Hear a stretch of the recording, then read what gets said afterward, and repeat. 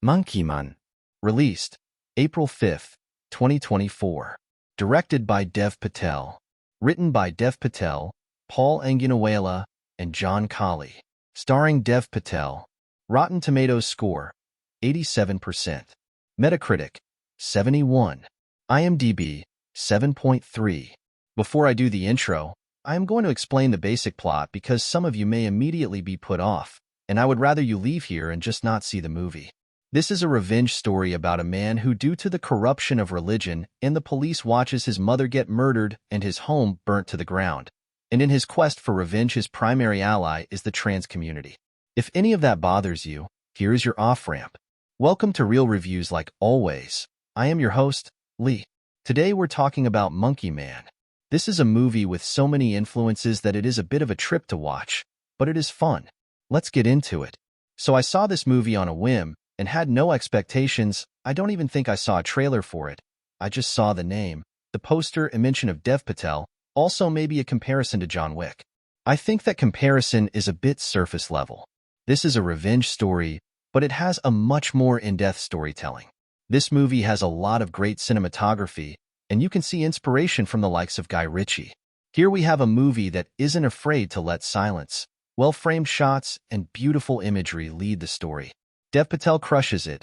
Dev Patel always crushes it. He is a fantastic actor. In Monkey Man, he is backed up by many other great performances, but a problem you may have is that very few of them get more than a few minutes, so while all of them are good and enjoyable to watch, they don't really get a time to shine. The choreography in this movie is also fantastic. Fights feel brutal. It flows perfectly with camera movement. A few times there is a part of a fight that might be funny, but then it goes right back to gore and violence. Actually, on the note of gore, if you're bothered by it, I would recommend at least knowing before you go in that you might be uncomfortable.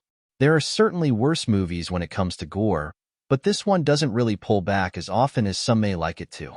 The writing is passable. This isn't the most original story you are ever going to see. If you aren't familiar with the mythology or legends of India, it might give it a bit of a new flavor that you haven't seen. I mentioned the very loose story in the intro, and all of that is true. The trans community is based on a historical warrior class from India. If they are currently of the same station, I am not intentionally ignoring that. I just don't know and don't want to misrepresent the information. The religious leader in the movie used his power and the corruption to use the police to build things he wanted to increase his influence. It is a good story, and there are a few subversions of expectations, which I always love. But again, you aren't going to be blown away. Revenge movies end in one of three ways. The hero dies, the villain dies, or the hero and villain die. I highly recommend this movie, if what I have described sounds at least moderately enjoyable to you. It is a great watch and a spectacular debut for Patel as a director. I'd say a solid 9 out of 10 for me. All the pros far outweigh the cons. I don't know if this movie will do well box office-wise, but if it doesn't, I'm sure it will end up in the land of cult classics. If you made it this far, thank you for watching. If you liked it, make sure to like and subscribe. Tomorrow we have Dragon's Dogma 2 review coming out. It took me a bit longer to complete than projected, and I have to capture some gameplay for it, but I am done and look forward to talking about it. Sunday, I should have a Renegade Nell review up as well. Next week is Ministry of Ungentlemanly Warfare and possibly Fallout. Until next time,